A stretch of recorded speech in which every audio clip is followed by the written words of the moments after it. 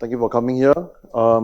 Today I know there are a lot of heavy topics. There's a lot of information, so I just want to do a very quick share as well on a report that we have did for 2024 Q1 on the attack trends. So Edgio, let me introduce myself, right? Edwin Cole. I manage the Southeast Asia and ANZ region, right? Edgio is a company we used to be called Limelight Networks.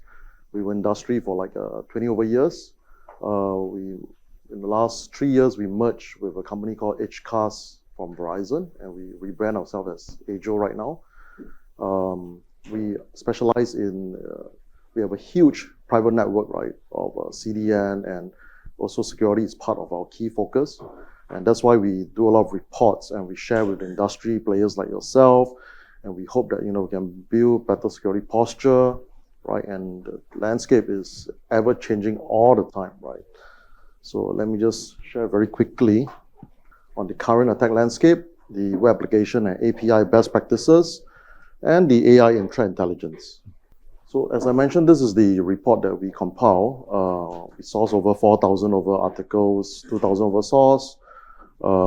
We took a look at the new CVEs mentioned, our vulnerability insights, on denial of service, privilege escalations, also the impact on prioritization, right? So the AI actually drives to block and detect it better.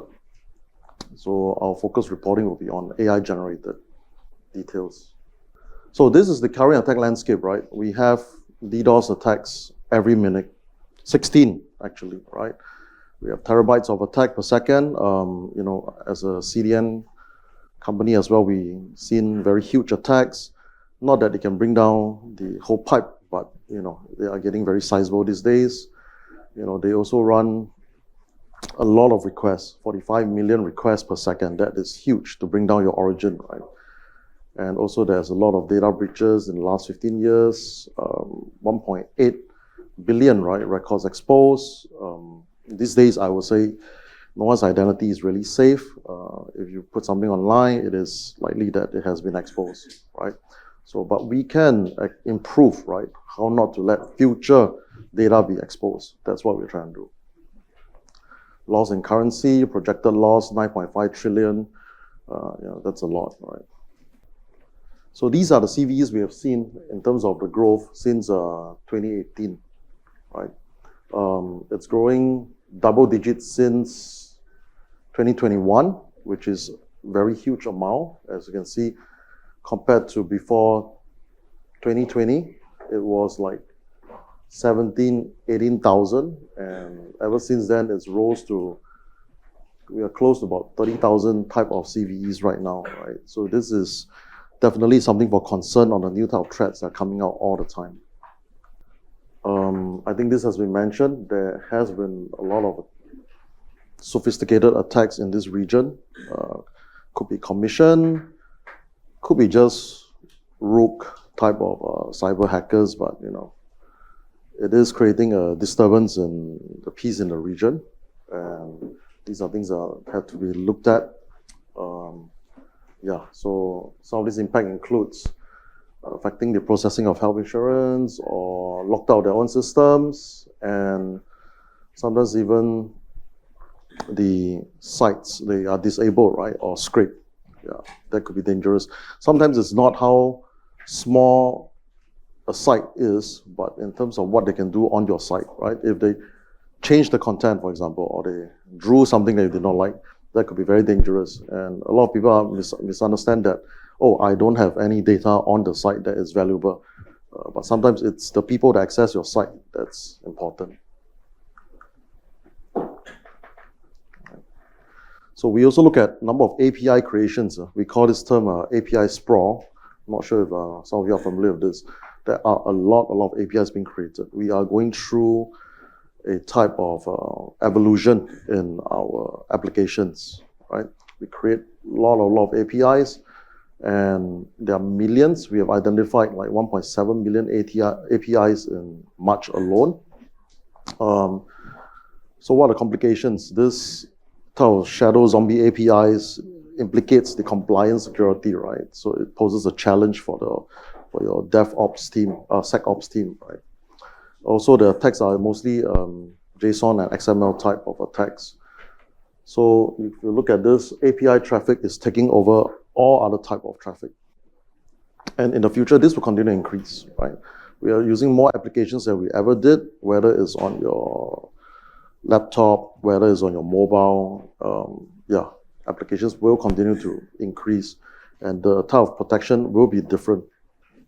So a little bit on residential networks, why they are also very vulnerable. There's something called the OP, right? It's an operational relay box. These are like Tor-like VPNs. They're from compromised Soho routers, and attackers use it to mask their attacks all the time, right?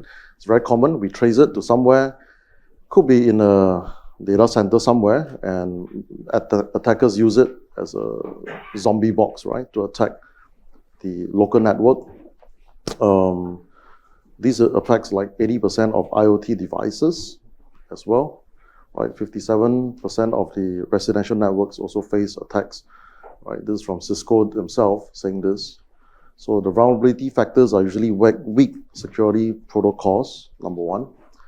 Unmanaged devices. When we say unmanaged devices, usually means the lack of awareness, like, oh, we didn't even know that there was this device lying around. It could be a legacy device somewhere in your network or part of your system, right? So the device is connected but unmanaged. So one of the ways that we have at Edgio is we scan for all devices that's connected to the internet, and then we use a AI to manage it and try to rate it, how you will try to distribute a risk to it, like a risk on 1 to 10. Is this very important? What's the severity? Maybe this is a server that was left untouched for a long time because of legacy products. But yeah, we try to manage it through a system itself using the AI. So this is the second part of the residential network on how they attack, right? So botnets, phishing and malware distribution, man-in-the-middle attacks, these are very common. And also the implication on business, right, usually results in identity theft.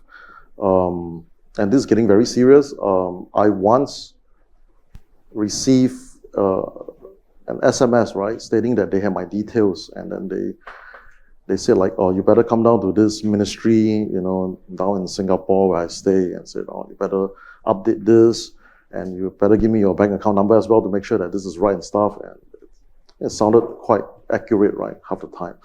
But I thought about like, why would the government need that, right? They probably have everything on me anyway. So I realized that my identity has also been compromised, right? They have plenty of stuff. Yeah. So again, data loss and privacy invasion.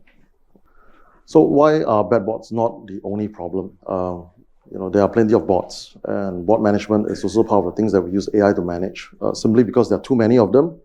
We have social networks, we have platforms, we have partners, we have search engines that are all bot driven, right? So they go to your site. For better or worse, they go and take up a request, and when that request is overwhelming, it kind of brings down the origin as well. So the content control, cost management, and the strategy is actually to manage the bots to ensure like only bots that you want enter to your site or your application, right? Because there's no limiting on how much they'll be crawling every single day, right? And in certain industries where you use a man-in-the-middle agent, that the crawling increases. And for some reasons, if there is a promotion, a campaign, it kind of brings down the whole content, right, on its own. So I am going to go into the 5 best practices, and all these 5 practices are part of what Edgio use in our system to look at bots, attacks, vulnerability challenges, okay? So one is really limiting the request types in your app, right? The get, post, the put, delete, trace. I think these are very important things to look at to minimize the vulnerabilities, right? There's server configuration, but server configuration seems to be the lesser problem these days. But these are still the methods that we use to mitigate risk overall. As you can see, get and post are often the highest amount of requests in your type. And if these are not managed,